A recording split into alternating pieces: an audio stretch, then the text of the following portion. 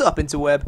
RhyQuinn here, and today on the Battle Subway, I'm going to be bringing you a Wi-Fi battle. We're going to change up the Wi-Fi battles every week, so we're going to have someone different every week doing a Wi-Fi battle, but for this week, it's going to be me, RhyQuinn. So, I've got a Wi-Fi battle against Epa. This guy's really cool. He's a good friend of mine, and I've seen him in a lot of tournaments and stuff like that, and I know he's a really great player, so it's really cool to get a match against him like this. If we take a look at the teams, I'm bringing possibly one of my favourite, if not my favourite, ORAS OU team, which is a Choice Scarf Zapdos, a Choice Banded Scizor, a Special Defensive Celebi with Leftovers, a Physically Defensive Rhyperior with Rocky Helmet. Obviously, I've got to have a Rhyperior on my team. This next one is really cool. It's an Assault Vest Blastoise with Mirror Coat, and I love that combo. And then I have my my Mega Gallade, which is fairly standard set, Swords Dance with Zen Headbutt, Close Combat, and Knockoff. So that's my team. If we look at Epa's team, he has Gyarados, Manectric, which I'm assuming is Mega, Talonflame, Gardevoir, Quagsire, and Smeargle. Now at first I wasn't like too worried about his team, because I did have things to deal with it. My Zapdos outspeeds his Gyarados, obviously because it's Scarfed, and I can, well, it would outspeed naturally anyway, but I can fire off a Volt Switch or a Thunderbolt and take out that Gyarados, no problem. Manectric, I do have the Earthquake on Rhyperior, and I can live 1 HP Ice, so I wasn't too worried about that. Talonflame is completely walled by Rhyperior. Physically Defensive Rhyperior destroys Talonflame, and it would be taking Rocky Helmet damage, so Rhyperior wins versus Talonflame. Gardevoir, I do have the Bullet Punch on Scizor, which is nice, and I can also try and wear it down with Toxic on my Celebi, just try and wear that down a little bit more. Quagsire, I do have Giga Drain on my Celebi, and again I have Toxic, so I can wear that guy down too. Just hoping that he doesn't have Infestation, really. And then Smeargle, I wasn't too worried about that guy. I have Rapid Spin on my Blastoise, so if it's a hazard setting variant, then no problem. If it was a band passing variant, then it's a bit of a different story, but I wasn't too worried to begin with. I mean, I do have like close combat on Gallade, but hey, you don't really need a close combat to take out Smeargle. It's not exactly the bulkiest Pokemon you've ever seen. So anyway, this is shaping up to be a pretty cool match. He's got some good stuff against me too, but we're going to get right into the match, and we'll see how this goes. So, Epa's issuing a challenge. He leads with his Smeargle. Boom, there it is. I lead with my universal lead, which is my Zapdos, because I can outspeed anything and I can fire off a Volt Switch. I have U-Turn as well on this guy for ground types, and he does have the Quagsire, but I decided to go for the Volt Switch anyway because I did not expect him to switch out into Quagsire on the first turn. So I'm going to get off a Volt Switch, and I'm going to switch out, go into my Blastoise, predicting him to get up maybe a Sticky Web or some kind of hazards. He does just go for the Spore, which is still absolutely fine. I don't expect him to be able to do too much to me. If he is going to start setting up hazards, I'm just going to keep spamming Rapid Spin until I wake up. He does go for the Stealth Rock here, which is absolutely fine. And as I said, I'm just going to keep spamming Rapid Spin until I wake up. So we can set up all the hazards he wants. He's going to set up a Sticky Web here. That's absolutely fine. And on this next turn, he is actually going to reveal his fourth move, which turns out to be Destiny Bond.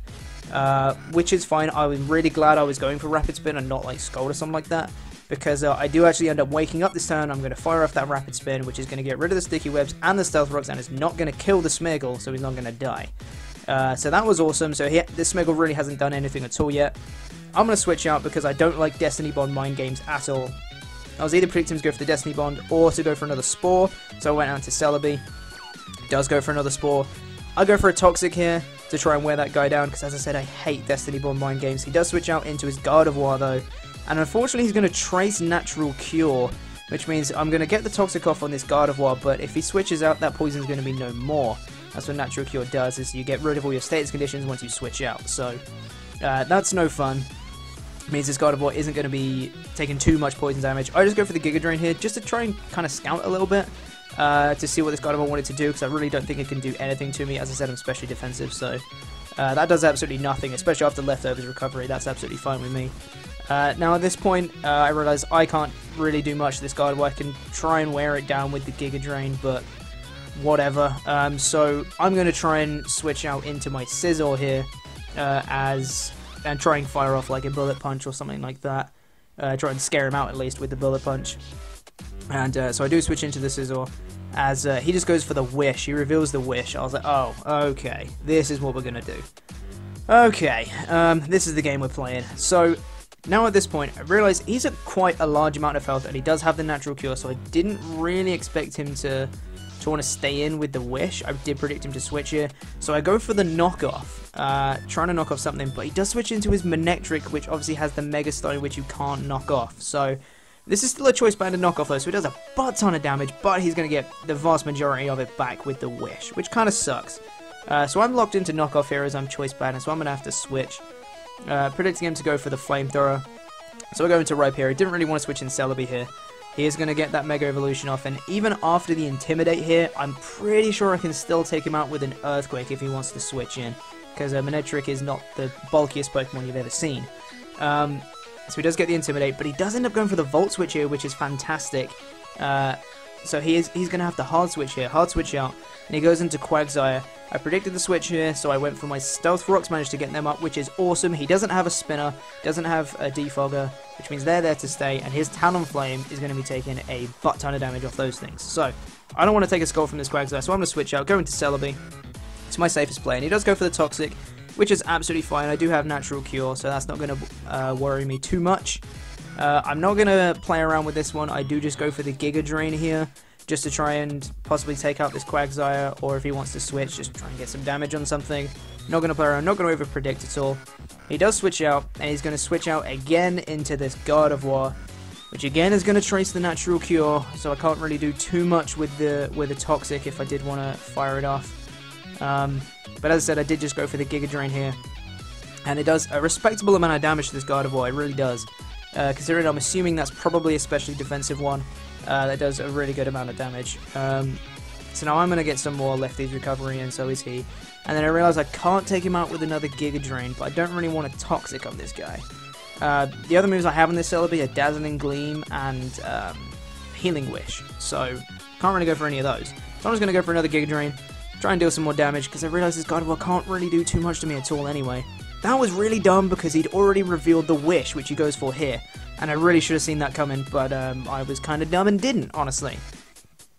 So now, I know he's almost certainly just going to protect or stay in, because he wants to get this Wish off on his Gardevoir. He doesn't really want to get anything else back up to full. That's what I was predicting anyway, was he was almost certainly just going to stay in and protect or something like that.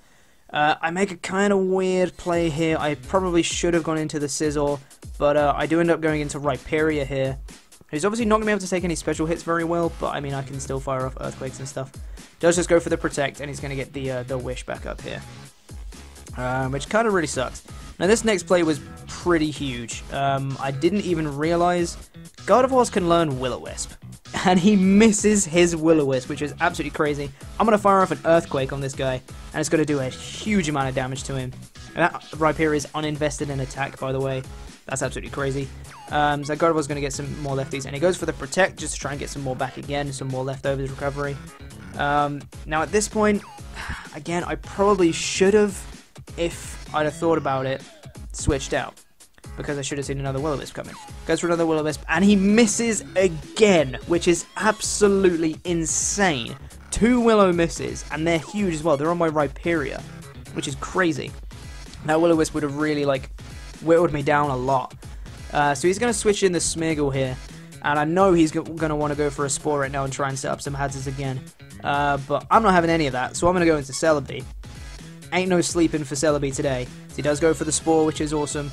Now I'm going to fire off... this is unnecessarily risky on my part, but I do just go for the Giga Drain, predicting him to predict me to go for Toxic. So he'd go for some kind of hazards. He does go for the Stealth Rocks, and I'm going to fire for Giga Drain and take out the Smeargle, which is fantastic, because I'm done with those damn Destiny Bond mind games. They annoy me so much. So Smeargle's going to go down.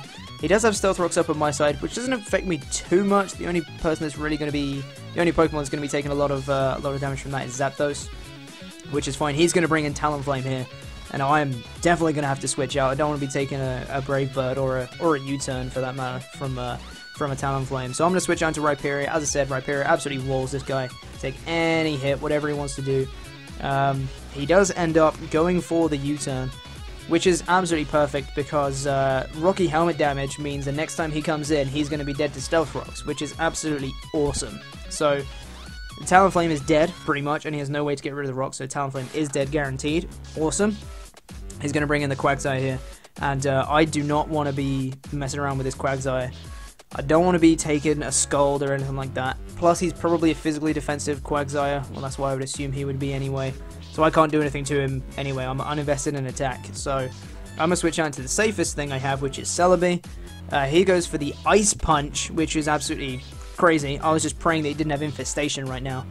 Still not going to do that much to me, though, the Ice Punch. Even though I'm not invested in defense with this Celebi, I'm still base 100, so nothing to mess around with. He's going to switch on to his Talonflame here. I just decided to go for the Giga Drain. He's just going to sack off his Talonflame to get a free switch in here.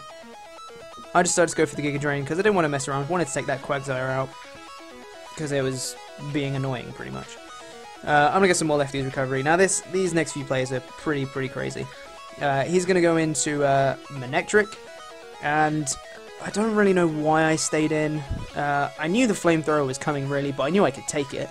But I decided to go for the Toxic here, which was kind of weird. I don't really know why I did that, but I missed the Toxic, which is fair. He missed 2 Will-O-Wisps, I missed a Toxic.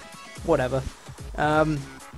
So now I have to switch out here. I don't want to take another Flamethrower and let my Celebi go down. So I go into Blastoise, either predicting the HP Ice or the Flamethrower to come in again.